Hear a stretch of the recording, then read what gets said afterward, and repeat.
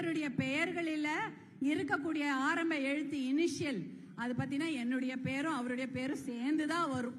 அவர்கள் எல்லா டாக்குமெண்ட்லயும் அவங்களுடைய படிப்பு 10வது கிளாஸா இருக்கட்டும், பாஸ்போர்ட்டா இருக்கட்டும், அவங்களுடைய ஆதார் கார்டு எல்லாவற்றிலையும் அவர்கள் பெயர் பின்னால் சௌமியா அன்புமணி தான் கூட சேர்ந்து வரும். சம்யுக்தா சௌமியா அன்புமணி, சங்கமித்ரா சௌமியா அன்புமணி, சஞ்சுத்ரா சௌமியா அன்புமணி என்று என்னுடைய பெயரையும் சேர்த்து தான் அவங்க இனிஷியலாக எல்லா இடத்துலயும் பதிவு பண்ணிருக்காங்க. ரொம்ப வருஷம் முன்னாடி, இப்பெல்லாம் கிடையாது.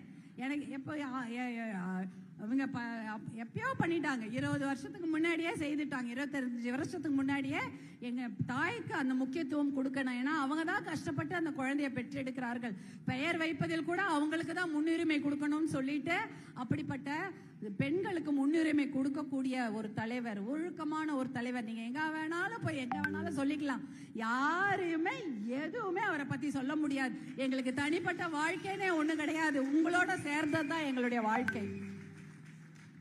எங்க வேணாலும் நீங்க அந்த அவருடைய அந்த குணநலன்களை பற்றியோ அவர் பொது வாழ்க்கையில் செய்த அத்தனை நல்ல விஷயங்களும் பெண்களாகிய நீங்கள் ஒருவரும் உங்க ஊர்ல போய் சேர்க்க வேண்டும். அப்படி சேர்த்தீங்கன்னா நல்ல மாற்றத்தை நம்மால் கொண்டு வர முடியும். இந்த சட்டமன்ற தேர்தலுக்காக நம்ம பேசுறோம் அப்படிலாம் கிடையாது.